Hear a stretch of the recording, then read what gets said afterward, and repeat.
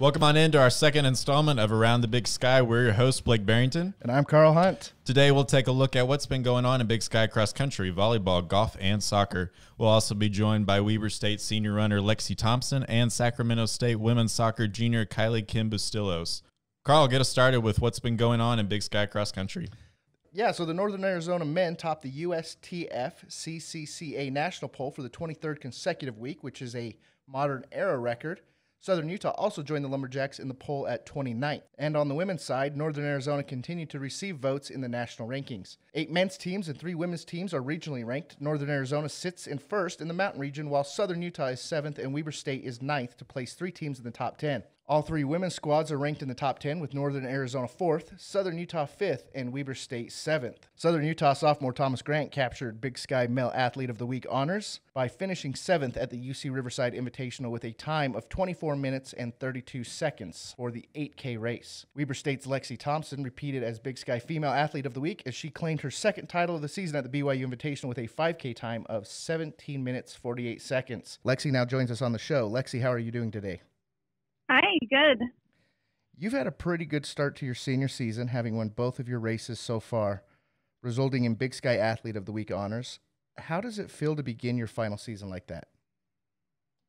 It feels great. It honestly is a dream come true. I feel like I have been really strong this year, and it's been exciting to see how much I've progressed, and especially with it being my senior season. I'm really proud to be able to end my collegiate career like this. How did you get started in running, and when did you realize that the longer distance races were for you? It kind of started on pretty early when I started. I started running seriously in my 9th grade year of high school. And as soon as I started track, I noticed that the 2-mile was a lot better for me than the mile, because I could just slow down a little bit and I could go so much further. And so I just feel like I learned that I was a lot better at the long distances. Is it hard for you to get yourself motivated to train during the summer when you run so much during the school year? No, I really just enjoy running, and so I feel like I'm pretty good at motivating myself, and I will try to get some of my teammates to get together so we can all run together, and I think that has helped motivate me to run during the summer before school starts. So what has been the biggest difference for you in your training from your freshman season to now? I feel like there hasn't been a huge significant in training. I have increased my mileage quite a bit, which I think has helped. I definitely have noticed that I do better when I have more miles under me, a bigger base.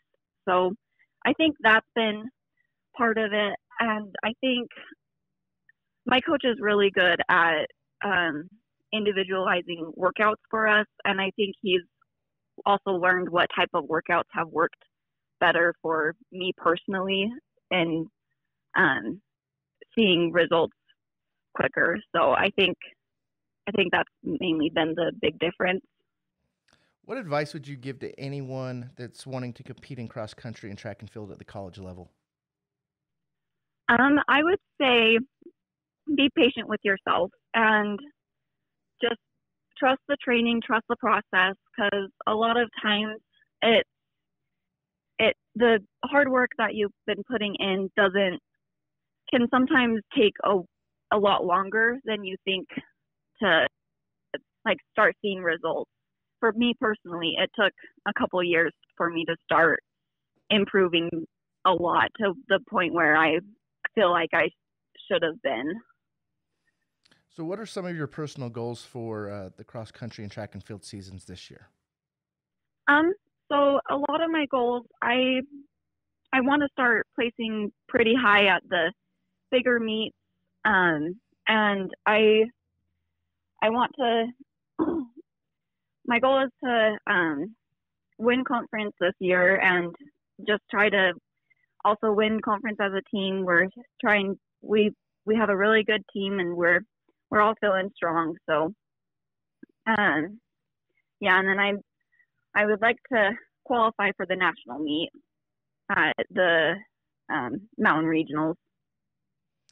So you're from American Fork, and that's not far from Ogden. So what made you choose Weber State as the college you wanted to go to?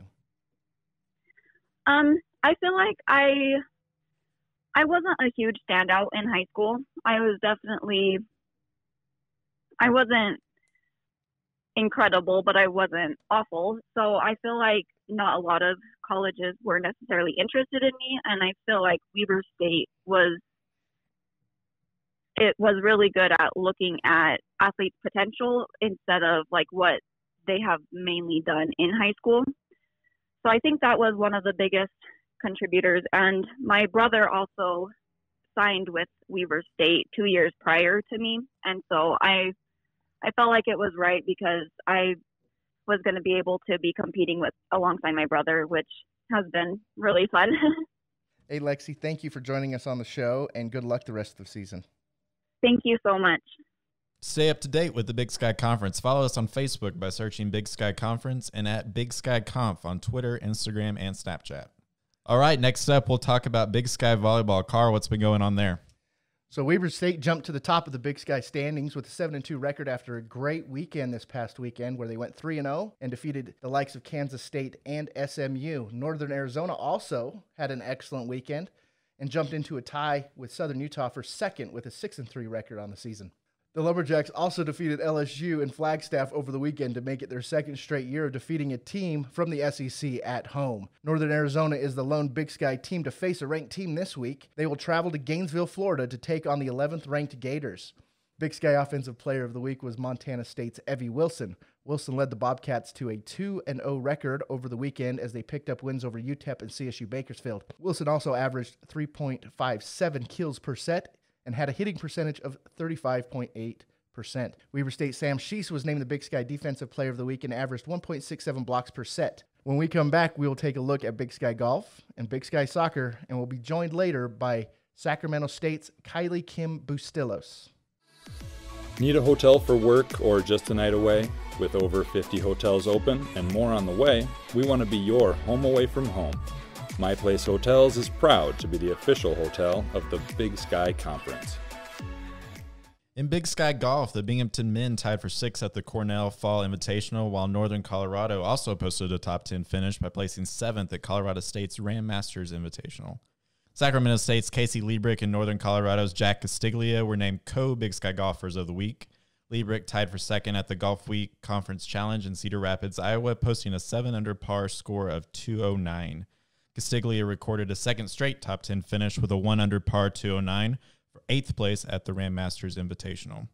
Northern Colorado, Southern Utah, and Weber State are the only teams in action next week at the Derek Dolneck Invitational in Illinois. On the women's side, Madeline Arduzer paced Eastern Washington to a second-place finish at the Battle at Old Works in Montana. Arduzer recorded a 6-under par score of 210 to win the individual title, beating second place by 7 strokes. Idaho, Northern Arizona, and Portland State compete in the Coeur d'Alene Collegiate Invitational next week, while Sacramento State heads to the Golf Week Conference Challenge in Colorado. Montana State, Northern Colorado, and Southern Utah will round out the action at Colorado State's Ram Classic. The Big Sky Conference airs all of its live-stream sporting events on Pluto TV for free, including up to 700 football, men's and women's basketball, volleyball, and select soccer, softball, and track and field events. Watch online at www.pluto.tv or download the app. Blake, tell us what's going on in Big Sky Soccer as they wrap up their non-conference season. Big Sky Soccer enters its final week of non-conference play with 17 matches for this week. Last week, Sacramento State extended its unbeaten streak to 7 matches with home wins over San Jose State and Toledo. Montana picked up a win over Cal Poly for its first victory of the season and played Wyoming to a draw at home. Idaho State also recorded its first win by taking down St. Mary's at home in overtime. Eastern Washington rounded out the wins on the week with a road victory at South Dakota in overtime.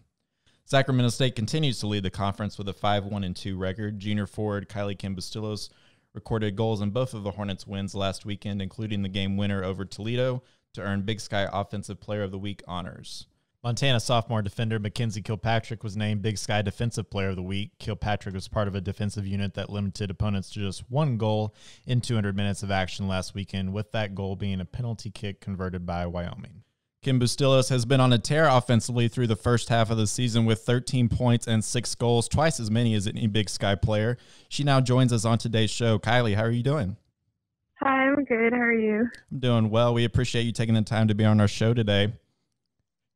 You and your team have been on a hot start the first 4 weeks of the season. What's been clicking for y'all in the early going?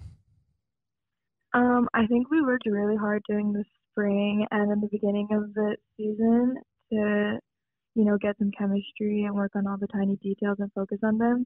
So I think that's really helped us do well during season.